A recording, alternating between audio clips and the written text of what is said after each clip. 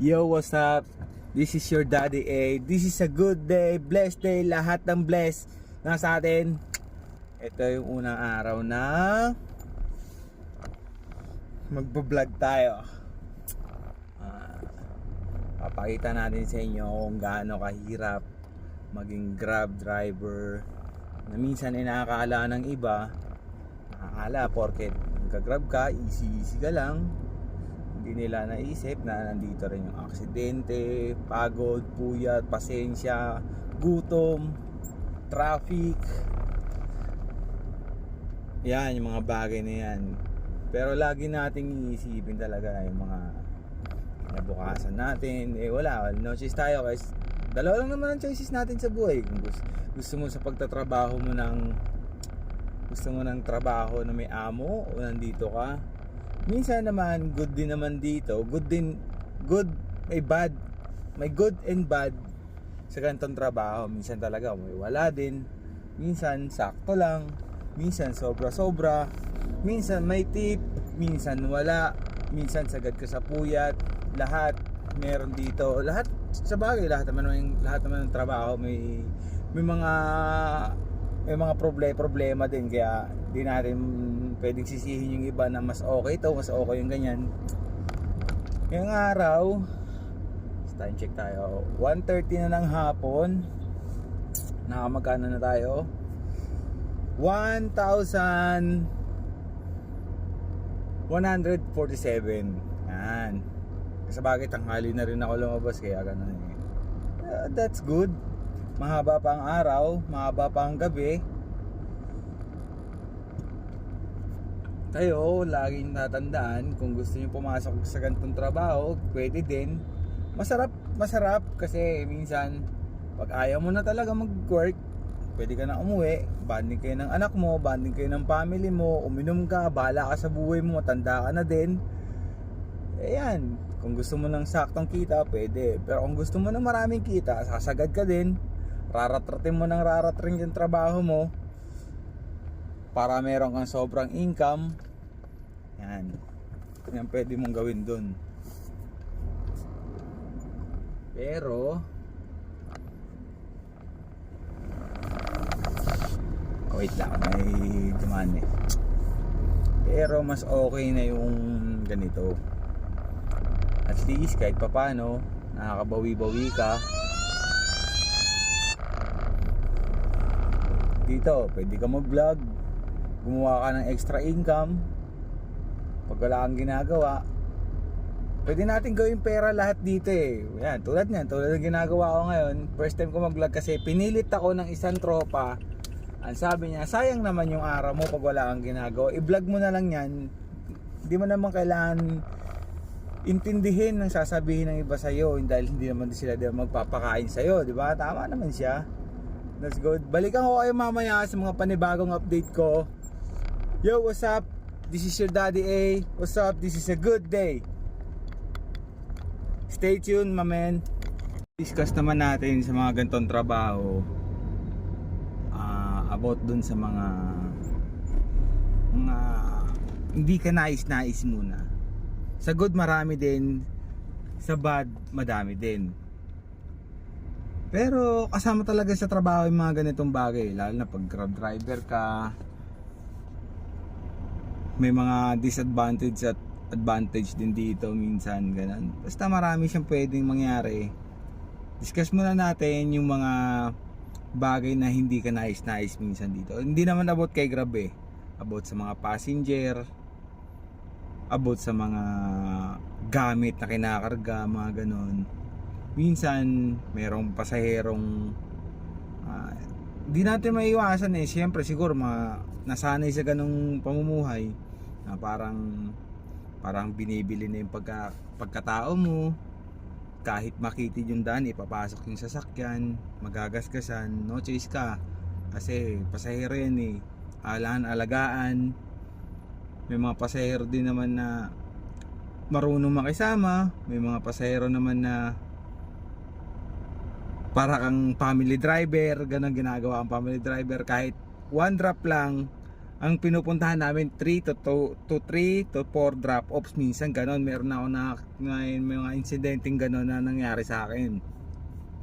Pero sa Kitaan, goods kasi may mga nagtitip, lalo na mga Chinese, lalo na mga nagbabakasyon lang dito sa Maynila, gusto lang pumunta ng mga MOA, yung mga bago rito sa Metro Manila, ayan, tulad ng mga Star City, ang mga gusto nilang puntahan, nagbabakasyon lang dito kasama yung ibang kamag-anak nila, yung mga nagtitip. Pero yung mga normal na taga dito, meron din naman, pero may mga iba na mahirap na lang din. Pero that's good, that's great, kasama sa paglaki yan, kasama sa hanap buhay.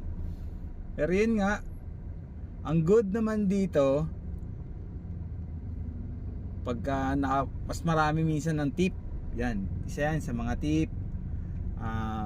Book kahit konti, maliliit pero marami, mga hindi naman siya long ride. May mga long ride na mababa, may long ride na malaki, may ganun, lalo na pagka traffic. Kaya medyo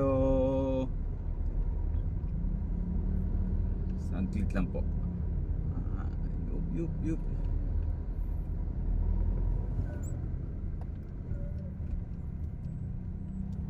Andito na tayo sa pick up point ng ating pasaherong Chinese. Yan. Ang ganda ni Madam. Stay tuned. Yo, good day. Tuloy natin yung usapan kanina. I-share ko lang din sa inyo. Kinaganda lang dito, lang amo, di ba? Nagkakatip ka din. Tulad ngayon, sa loob ng 4 hours, nakapag-tip na ako ng I think that's 400 tip.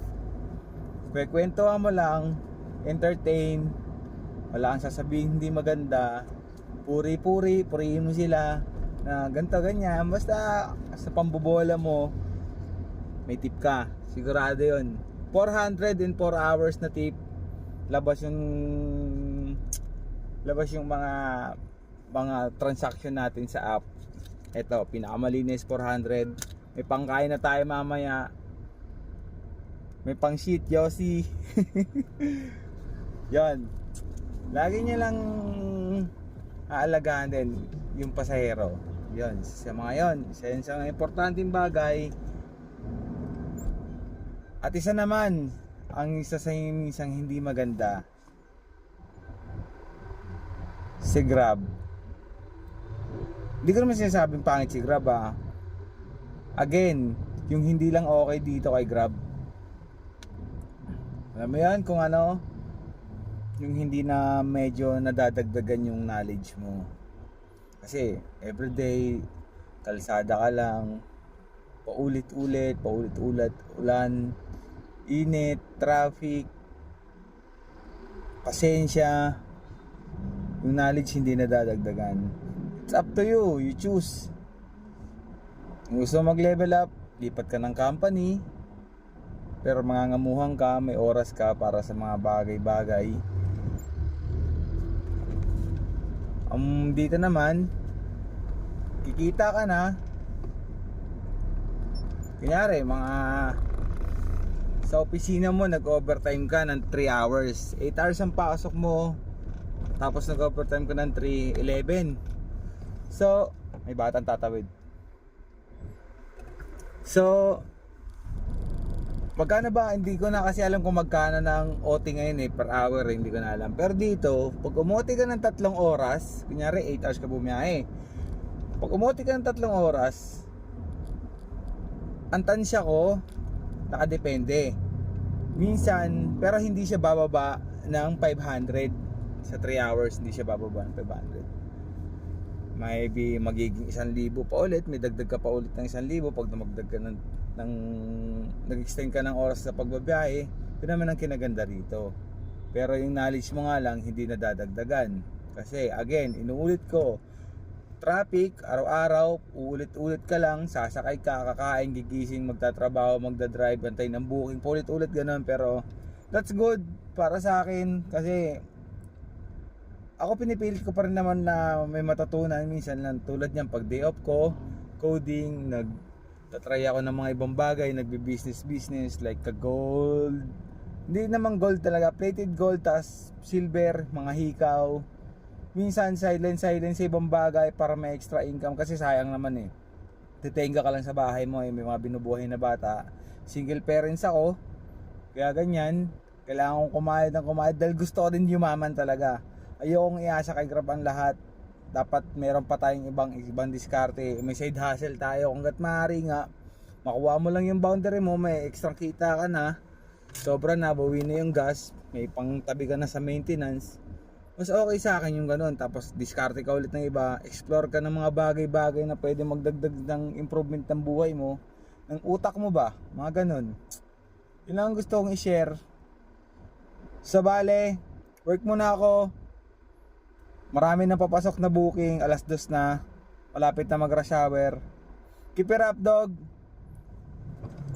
Have a blessed day. Stay tuned. Kita tayo ulit bukas.